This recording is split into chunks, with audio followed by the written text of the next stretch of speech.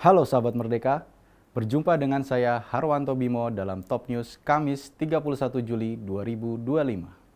Berita pertama, gempa berkekuatan magnitudo 8,8 mengguncang Rusia. Dahsyatnya gempa sampai membuat gerombolan singa laut berhamburan.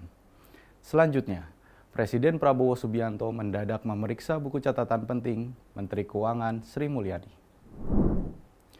Sebuah video memperlihatkan puluhan ekor singa laut panik ketika mendengar suara gemuruh di Pulau Kuril, Rusia.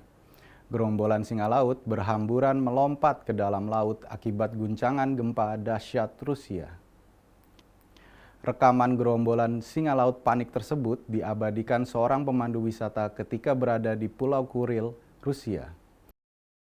Awalnya, dia hanya melihat longsoran batu disusul dengan longsoran lapisan lumpur. Kurang lebih setelah beberapa detik, dia melihat sekelompok singa laut yang panik dan melompat ke dalam air.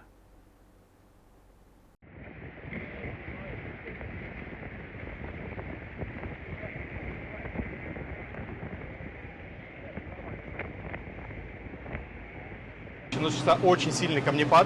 Мы сначала не поняли, что произошло, просто как будто какая-то пелена из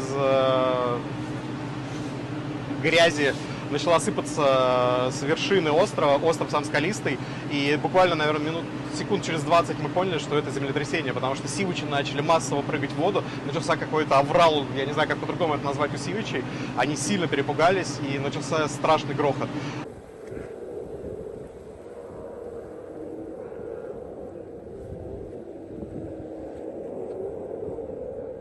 На самом деле нам не было страшно, потому что мы понимали, что на лодках нам ничего не угрожает. И судно, люди, команда находилась на судне, они лишь почувствовали землетрясение, потому что сброшен был якорь, и от якоря передались вибрации. Momen unik terjadi saat Presiden Prabowo memimpin rapat terbatas terkait program Sekolah Rakyat Merah Putih di Istana Kepresidenan Selasa lalu. Prabowo dalam kesempatan itu mendadak memeriksa buku catatan Menteri Keuangan Sri Mulyani. Momen tak biasa tersebut dibagikan Sri Mulyani di akun Instagram pribadinya. Awalnya, Prabowo menyampaikan rasa keprihatinannya terhadap anak-anak Indonesia dari keluarga miskin yang terpaksa menulis dengan huruf kecil agar menghemat buku tulis. Menurut Sri Mulyani, menulis tangan juga memaksa pikiran lebih tertata, runut untuk mencatat dan mengekspresikan yang ada dalam pikiran dan perasaan. Tak lama setelahnya, Sri Mulyani bilang Prabowo tiba-tiba ingin mengecek buku catatannya. Untung pada kesempatan itu Sri Mulyani mencatat cukup rapih.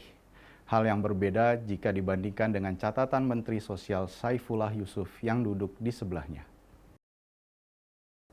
Demikian Top News kali ini bersama saya Harwanto Bimo. Simak berita lainnya hanya di merdeka.com.